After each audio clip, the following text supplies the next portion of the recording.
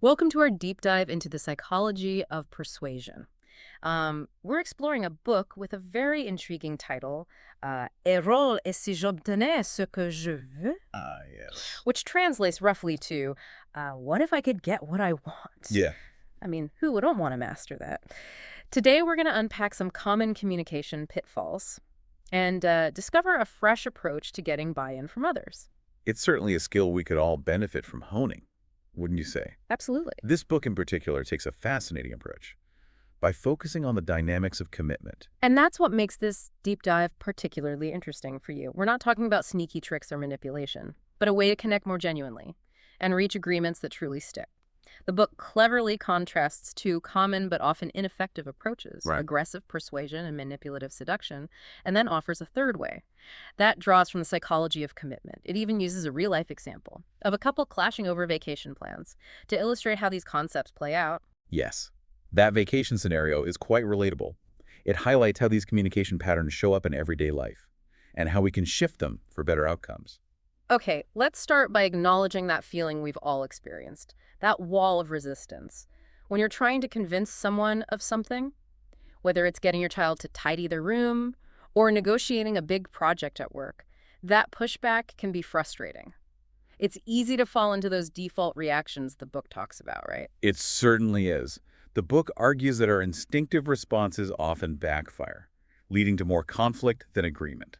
So let's unpack those two common approaches the book calls out. First up, aggressive persuasion. What does that look like in action?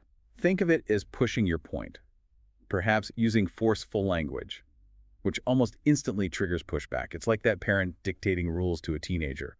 It rarely ends well. Oh, I've definitely been on the receiving end of that. It instantly makes you want to dig in your heels and resist, even if you might have been open to the idea initially. Exactly.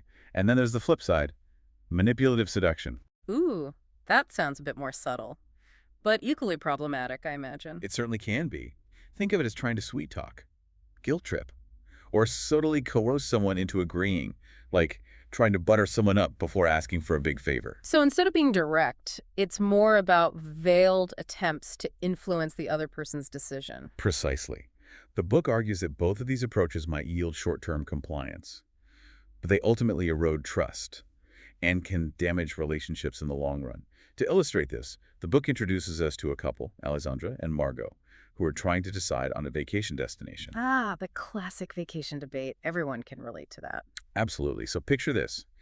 Alexander, the husband, is set on going to the mountains. He announces to his wife, listen, I've thought about it. We're going to the mountains. It's decided. Wow, talk about a power move. I can already feel the tension building. Right. That's aggressive persuasion in a nutshell. And naturally, Margot isn't thrilled. She retorts, how can you decide that without even talking to me? We've never been to the mountains, and I need my dose of oxygen. This year, I've decided we're going to the seaside. So we have a classic standoff. They're both entrenched in their positions, with no room for compromise. Exactly. Then the book shows how Alexandra tries a different tactic. Manipulative seduction. He starts listing all the supposed benefits of a mountain vacation. How Margot can go hiking, visit picturesque villages, and breathe the fresh mountain air. He even throws in, you can even do a yoga retreat if you want.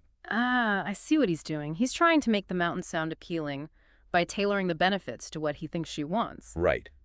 But it's still manipulation, even if it's disguised as helpfulness. And I bet Margot sees right through it. She does. She replies, no, but seriously, every year you come up with a new idea to avoid going back to Le Bal. The kids are settled there. It's close. Yeah. Yeah. And it's easy. This year it's settled. We're going back to Le Bal. So neither approach is working. They're stuck in a loop of argument and counter-argument, which is probably making the prospect of any vacation pretty stressful. That's the point the book drives home. These common tactics often lead to deadlock and resentment. So how do we break free from these ineffective patterns? The book offers a compelling alternative, shifting our internal posture. Shifting our posture. That sounds intriguing. It's not just about what we say, but how we approach the conversation itself. Exactly. It's about changing our mindset and adopting a more collaborative stance. Instead of viewing it as a battle to be won, we approach it as a shared journey towards a mutually beneficial solution. Okay, I'm ready for a posture adjustment. What does that look like in practice? The book highlights 3 key shifts: adopting a posture of benevolent listening, renouncing what it calls the superiority syndrome, and taking a step back emotionally. All right, let's break those down one by one. Benevolent listening. I like the sound of that already. What does it entail? It's about genuinely trying to understand this other person's perspective. Instead of just waiting for your turn to speak, you actively listen, asking open-ended questions to truly grasp their point of view. You're not just hearing their words, you're seeking to understand the underlying needs and motivations behind them. So it's about replacing judgment with curiosity. Instead of thinking, how can I convince them I'm right? It's more about, help me understand why you feel this way. Have you ever noticed how a shift in your own listening can change the whole tone of a conversation? Absolutely. When we feel truly heard and understood, it lowers our defenses and makes us more open to considering other perspectives. That makes sense. And how does renouncing the superiority syndrome tie into this? It's closely related to benevolent listening. It's about letting go of the need to be right all the time and acknowledging the other person's legitimacy. It's tough sometimes, right? Especially when we feel strongly about something. It can be. But remember, clinging to that need to be right can actually prevent us from connecting with the other person and finding common ground. That's a great point. So it's not about suppressing our own opinions, but about creating space for the other person's perspective. Precisely. And the third shift, taking a step back emotionally, helps us do just that. Okay, tell me more about that one. Is it about suppressing our emotions? Not necessarily. It's more about detaching from the outcome and reducing the anxiety and fear. That can cloud our judgment and hinder open communication. So it's that sense of, okay, this is important to me, but even if I don't get my way on this specific thing, it's not the end of the world. You got it. It's about maintaining perspective and recognizing that our well-being isn't solely dependent on this one outcome. That's a powerful reframing. So we've shifted our internal posture. We're approaching the conversation with a new mindset. What's next? How do we put these principles into action? That's where the book introduces its core method, the adhesion protocol. It's a 4-step guide designed to help you apply these principles and increase your chances of reaching a genuine agreement. All right, let's dive into that protocol. What's step one? Step 1 is to engage from the moment you decide. It sounds simple, but it's about consciously committing to this approach. Almost like setting an intention before you even begin the conversation. So it's that moment where you say to yourself, okay, I'm going to approach this with genuine curiosity and a desire to understand, even if it's challenging. Exactly. It's about consciously choosing a different path than those default reactions we talked about earlier, aggression or manipulation. All right, the intention is set. What's step 2? Step 2 is all about liberating your speech. This is where those open-ended questions come into play.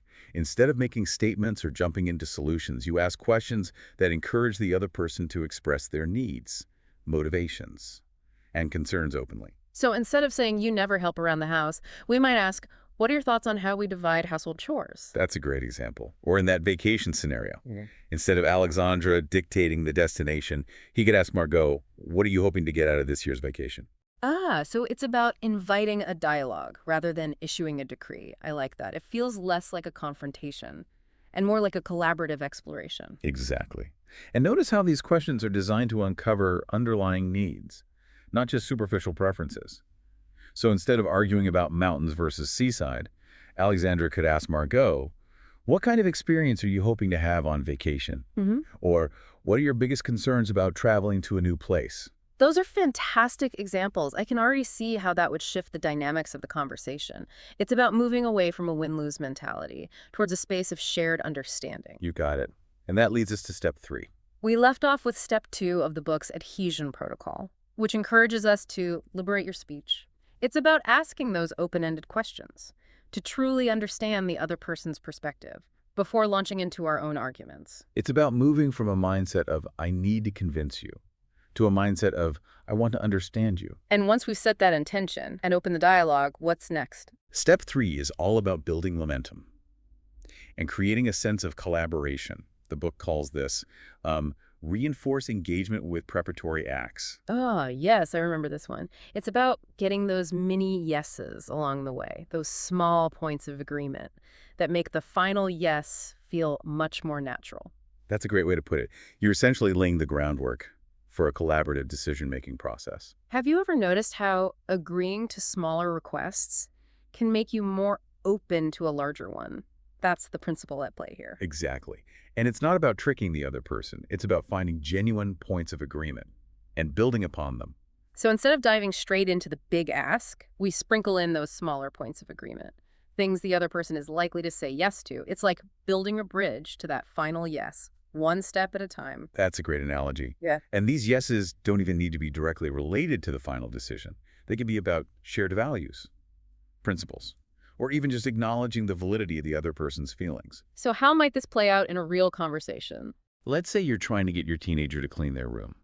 Instead of launching into a lecture, you might start by saying something like, I know you're busy, but wouldn't you agree that it feels better to live in a clean and organized space?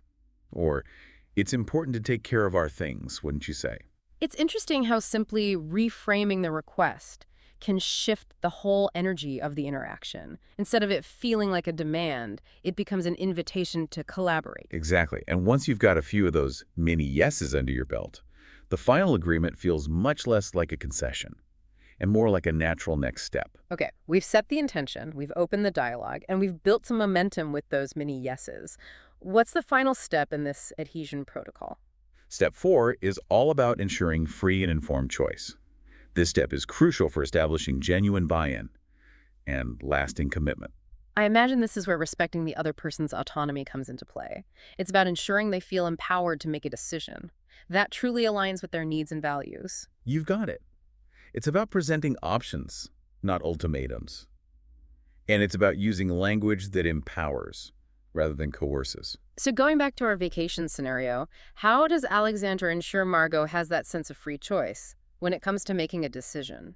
Remember, he started by genuinely seeking to understand her perspective. He then validated her feelings and built some momentum by getting those mini yeses around shared values like comfort and family time. Now, instead of pushing his mountain agenda, he presents her with a range of options. Okay, so he's not just saying mountains or bust. He's offering genuine alternatives. Exactly. He might say something like, okay, based on what we've discussed, it seems like returning to La Boule is one option. It would certainly offer that familiarity and ease you appreciate. We could also explore some new coastal towns a bit further south, maybe rent a house with a pool. It would offer a change of scenery, but still with that beach vibe you love. So he's honoring her preferences Yeah, while still introducing the possibility of something new. I like how he's framing it as exploring possibilities rather than making a decision. precisely.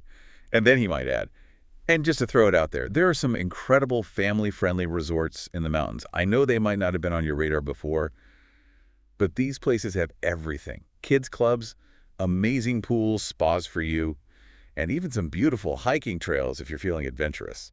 I see what he did there. He's presenting the mountains in a way that directly addresses Margot's concerns. Exactly. He's highlighting the elements that align with her values: comfort, relaxation, and activities for the kids.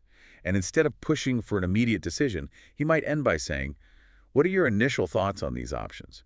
Which one feels most appealing at first glance? So he's giving her the power to steer the conversation. He's not pressuring her to choose, but Yeah. inviting her to share her honest reaction. That's true collaboration. You got it. Now the book leaves it there. But the point is made. By shifting his posture, by genuinely listening and engaging in a collaborative way, Alexandria has transformed a potential argument into a journey of discovery, one where a win-win solution is far more likely. It's fascinating how even a subtle shift in approach can have such a profound impact on the dynamics of a conversation.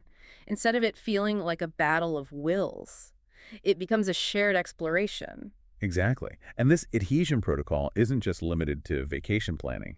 It's a versatile tool that can be applied to so many different situations in life, from parenting to work negotiations to even just navigating everyday disagreements with friends and family. It's really about improving our communication skills across the board. We've covered the 4 steps of this protocol, but the book also delves into some additional techniques that can help us become even more persuasive, right? It does. And it all starts with understanding the often overlooked power of nonverbal communication. All right, listeners, we're back for the final part of our deep dive into getting people to agree with you. Using the insights from Irriole, et si j'obtenais ce que je veux? Sentos. If you're just joining us, we've been unpacking how our default reactions to disagreements, like aggressive persuasion or manipulative seduction, often backfire. And we've explored how a shift in our internal posture towards curiosity, empathy, and genuine understanding can create a more collaborative and effective approach to communication. Right. And we left off with a cliffhanger. Our couple, Alexandra and Margot, are at a crossroads in their vacation planning. Alexandra, embracing this new approach, has presented Margot with three options: returning to their familiar spot, La Bolle, exploring a new coastal town, or considering a family-friendly resort in the mountains. So what happens next? Does Margot suddenly declare her love for mountain air? Well, the book doesn't explicitly reveal the final outcome, but it beautifully illustrates how this shift in Alexander's approach transforms the entire dynamic of the conversation. He's no longer trying to force his mountain agenda, but genuinely engaging Margot in a collaborative process. So instead of saying it's the mountains or nothing, he's opened up the conversation to include her needs and preferences. Exactly. And by presenting her with options that take her concerns into account, he's empowering her to make a genuine choice. The book leaves it open-ended, suggesting that from this point forward, they're far more likely to reach a decision. That truly works for both of them. That's so much more satisfying than the typical vacation standoff, where everyone ends up feeling resentful. It highlights how these principles can transform, even those seemingly intractable conflicts, into opportunities for connection and collaboration. It really does.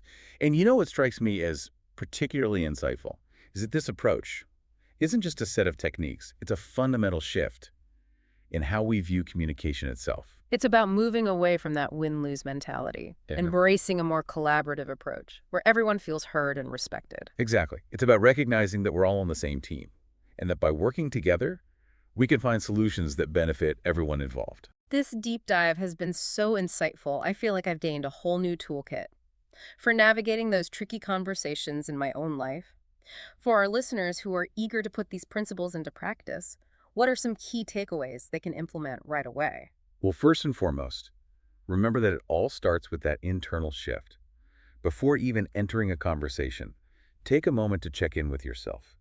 Remind yourself to approach it with curiosity, empathy, and a genuine desire to understand the other person's perspective. It's about putting aside our own ego and approaching the conversation as a shared journey of discovery. Absolutely. And then remember the power of those open-ended questions. Instead of making statements or jumping into solutions, ask questions that encourage the other person to express their needs and motivations freely.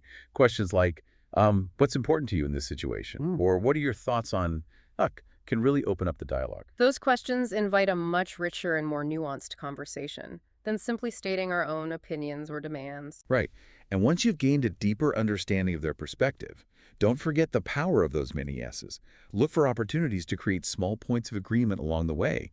These yeses build momentum and make that final agreement feel much more natural. It's like we're weaving a tapestry of agreement, thread by thread. That's a beautiful way to put it. And finally, remember the importance of choice. Present options, not ultimatums. Ensure the other person feels genuinely empowered to make a decision that aligns with their values and priorities. This has been such a fascinating exploration of the psychology of persuasion. It's not about tricks or manipulation, but about genuine connection and collaboration. It's about recognizing that the most persuasive among us are often those who listen the most deeply. So as you move forward in your own conversations, remember to approach them with curiosity, empathy, and a genuine desire to understand. You might be surprised at the win-win solutions you can create together. And remember, even the most challenging conversations can become opportunities for deeper connection and understanding. Thank you for joining us on this deep dive into the art of getting people to agree with you. We'll see you next time.